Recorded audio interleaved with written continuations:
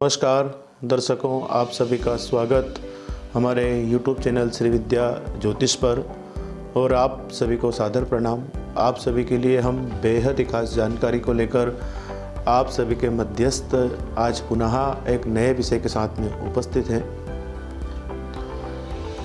दर्शकों, आप सभी से आज हम चर्चा करेंगे विशेषतः मकर राशि वाले जातकों के लिए सन 2022 संवत 2079 का जो वर्ष है कितने प्रतिशत शुभता को दर्शाता है, कितने प्रतिशत अशुभता को दर्शाता है। इस वर्ष में उन्हें किन ग्रहों का उपाय करना चाहिए और उन्हें क्या लाभ प्राप्त हो सकते हैं, क्या हानि हो सकती है, किन ग्रहों के जाप दान हवन अनुष्ठान करने से उनके जीवन में तरक्की होना संभव होगी। दर्शकों, शनि ग्रह से प्रधान मकर राशि वाले जातकों के लिए बेहद ही खास जानकारी आप सभी के मध्यस्थ हम प्रस्तुत करेंगे। दर्शकों, सर्वप्रथम बात करेंगे हम मकर राशि वाले जातकों के लिए देवगुरु बृहस्पति का जो संचरण है वह क्या दर्शाता है। देवगुरु बृहस्पति का संचरण मकर राशि वाले जातकों की और मकर लग्न वाले जातकों की जन्म पत्रिका के आधार पर द्वितीय भाव में होना है। वर्ष के प्रारंभ अर्थात 20 नवंबर 2021 के पश्चात 13 अप्रैल 2022 तक देवगुरु बृहस्पति आपकी लग्न के द्वितीय भाव में गोचर करेंगे। अर्थात द्वितीय भाव संबंधित शुभ फल मिलना आपको संभव है। देवगुरु बृहस्पति अभी तक मकर राशि वाले जातकों की जन्म पत्रिका के आधार पर लग्न भाव में विराजमान थे और अपनी नीच अवस्था में विराजमान थे। देवगुरु बृहस्पति मकर राशि में शुभ फल देने में असमर्थ हो जाते हैं। देवगुरु बृहस्पति का राशि परिवर्तन आपके लिए बेहद लाभदायक है। दर्शकों, देवगुरु बृहस्पति का जो आपकी जन्म पत्रिका के द्वितीय भाव में भ्रमण करने से आपके जीवन में बड़ा बदलाव होना संभव होगा। जहां आपका जीवन व्यतीत हो रहा था उस जगह से आपके जीवन में प्रगति होना निश्चित रूप से तय है। अर्थात नौकरी व्यवसाय से जुड़े हुए लोगों को इस समय काल में निश्चित रूप से लाभ होगा। देवगुरु बृहस्पति का जो द्वितीय भाव में संचरण है 13 अप्रैल 2022 तक रहेगा। विशेषतः दर्शकों, आपकी जन्म पत्रिका के आधार पर द्वितीय भाव में देवगुरु का बृहस्पति आपके लिए क्या दर्शाता है। आर्थिक क्षेत्र में वृद्धि होगी। विद्यार्थियों के लिए उत्कर्ष मान सम्मान की स्थिति निर्मित होगी।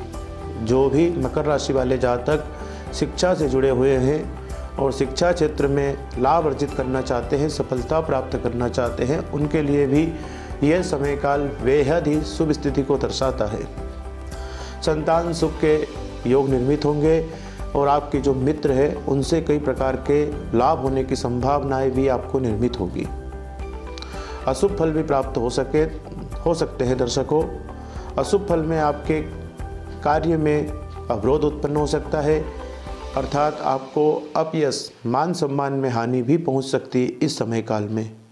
पारिवारिक स्वास्थ्य, परिवार में किसी भी स्वजन का स्वास्थ्य अस्वस्थ हो सकता है। स्वास्थ्य में पीड़ा देखने को मिल सकती है, पीड़ा हो सकती है। अर्थात देवगुरु बृहस्पति का जो फल है बेहद ही शुभता को दर्शाता है। पर कहीं ना कहीं देवगुरु बृहस्पति जिस स्थान पर भ्रमण करते हैं, संचरण करते हैं या बैठते हैं, उस स्थान की हानि पहुंचाते हैं और जहां उनकी दृष्टि होती है उस स्थान की वृद्धि करते हैं। निश्चित रूप से देवगुरु बृहस्पति की आपकी जन्म पत्रिका के आधार पर पंचम पूर्ण दृष्टि आपके जन्म पत्रिका के षष्ठम भाव पर रहेगी। अर्थात षष्ठम भाव संबंधित सुफल मिलना तय है। अर्थात किसी भी प्रकार के अगर रोग से आप परेशान थे या हैं तो वह रोग भी दूर हो सकता है। यहाँ से ऋणत्व की स्थिति कम होगी, शत्रु कम होंगे। अर्थात चिंता आप अधिक ना करें, चिंता भी आपकी यहाँ से कम हो सकती है। देवगुरु बृहस्पति की सप्तम पूर्ण दृष्टि आपको आपकी जन्म पत्रिका के आधार पर अष्टम भाव पर रहेगी। ऐसे में अष्टम भाव संबंधित शुभ फल भी प्राप्त हो सकते हैं। आपकी आयु की वृद्धि होगी, अर्थात यात्राओं से लाभ हो सकते हैं। आकस्मिक धन प्राप्ति के योग भी निर्मित हो सकते हैं।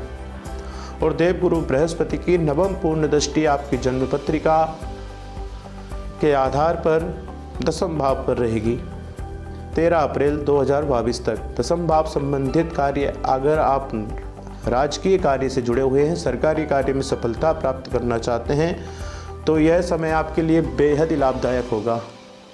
यहाँ से आपके पिता को सम्मान प्राप्त होगा। सरकारी कार्य से जुड़े हुए लोगों को भी लाभ होने की निश्चित रूप से संभावनाएं हैं। और अगर आप राजनीतिक क्षेत्र से जुड़े हुए हैं तो आपको राजनीतिक मान सम्मान, पद प्रतिष्ठा और पद में वृद्धि होने की निश्चित रूप से संभावनाएं देवगुरु बृहस्पति 13 अप्रैल से पहले तक निर्मित करेंगे। अर्थात 13 अप्रैल 2022 के पश्चात देवगुरु बृहस्पति का संचरण आपकी जन्म पत्रिका के आधार पर तृतीय भाव पर रहेगा। वर्ष के प्रारंभ से 29 अप्रैल 2022 तक सोने के पाये से व आगे 12 जुलाई 2022 से 17 जनवरी 2023 तक लोहे के पाये से शनि की 7.5 का आपकी जन्म पत्रिका पे संचरण रहेगा।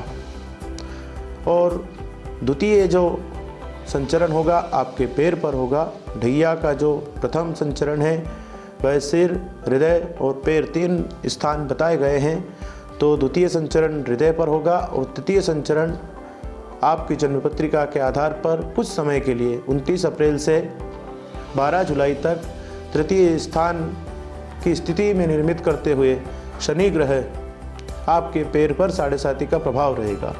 इस समय में शारीरिक व मानसिक पीड़ाएं उत्पन्न हो सकती हैं। संताप, किसी प्रकार के कोई बड़ी दुर्घटना से बचने के लिए आप शनि ग्रह का जाप दान हवन करें।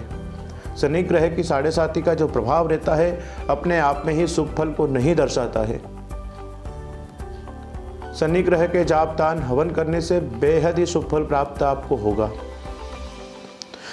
परंतु शनि ग्रह की 7.5 में आपको एक बात देखने को जरूर मिलेगी, आपके कार्य में स्थिरता रहेगी और मित्रों का सहयोग पूर्णतः आपको प्राप्त होगा। पद प्रतिष्ठा, मान सम्मान में कमी आ सकती है। इस समय में आप पद प्रतिष्ठा से संबंधित किसी भी क्षेत्र से जुड़े हुए लोगों को अनैतिक कार्य में लिप्त होना अशुभ होगा। अर्थात किसी भी समय में किसी के भी साथ में आप अनैतिक कार्य से ना जुड़े, अन्यथा आपकी मान प्रतिष्ठा में हानि पहुंच सकती है। वर्ष के प्रारंभ से लेकर 12 अप्रैल 2022 तक राहु केतु का जो भ्रमण है आपकी जन्म पत्रिका के आधार पर पंचम भाव में राहु और एकादश भाव में केतु का संचरण रहेगा।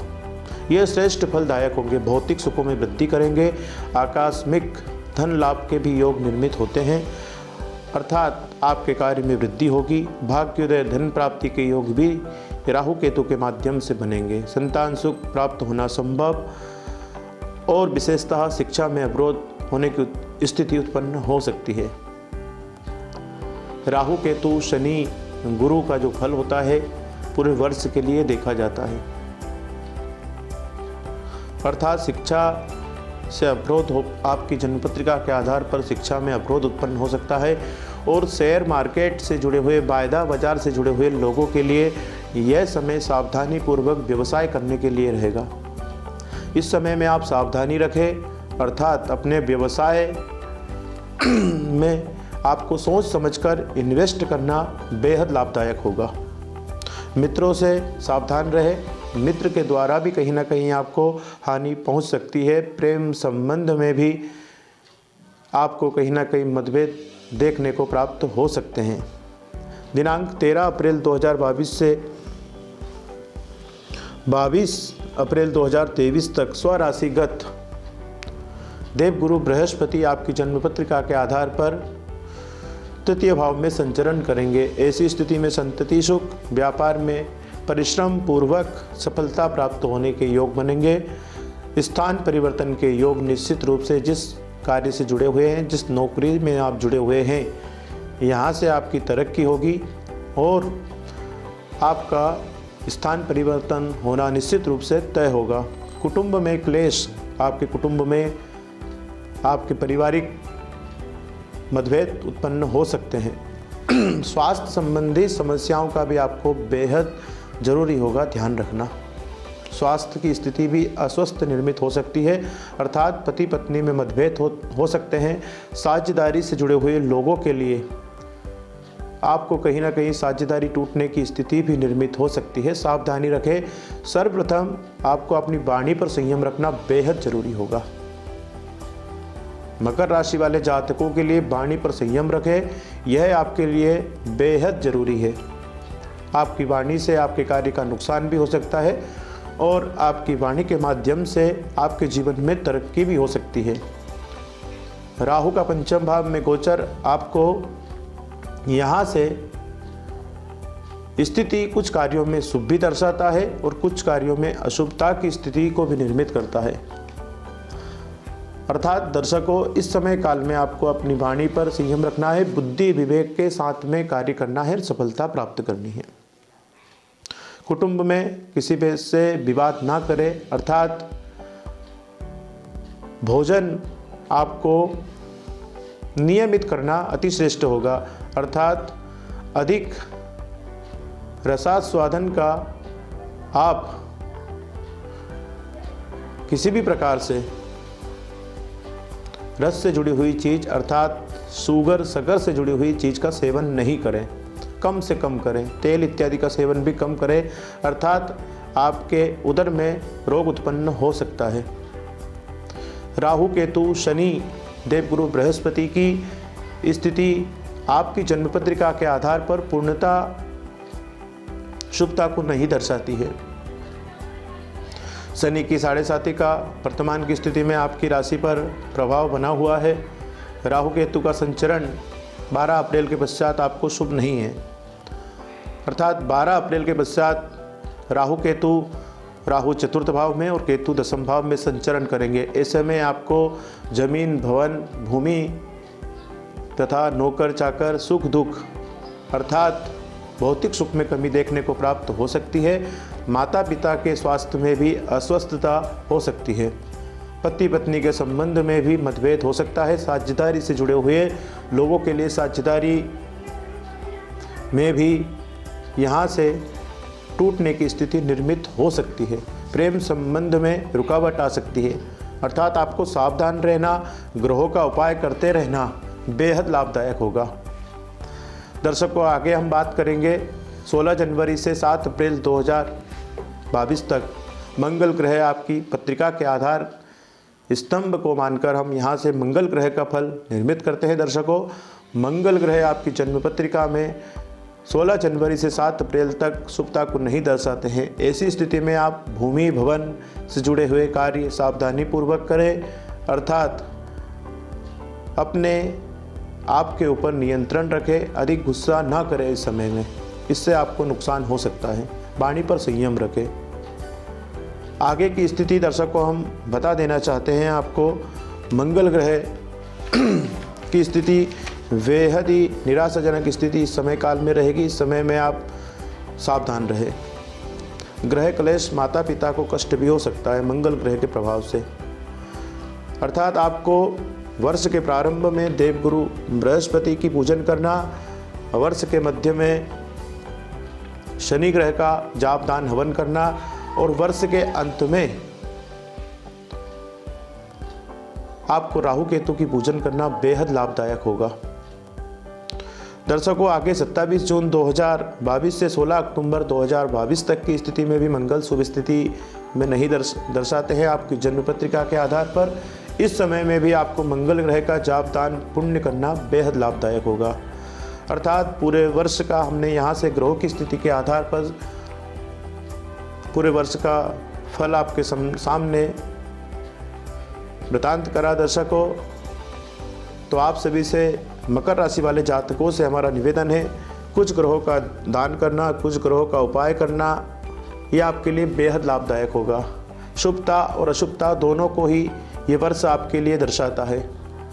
ग्रहों के जाप दान पुण्य करने से आपके जीवन में परेशानियों का जो आप सामना करना पड़ रहा है वह परेशानी दूर हो सकती है। नमस्कार दर्शकों, आप सभी से पुनः एक नए वीडियो के साथ में मुलाकात होगी। आप सभी से हमारा निवेदन है, हमारे YouTube चैनल श्री विद्या ज्योतिष को आप सब्सक्राइब कीजिए। जय श्री कृष्णा।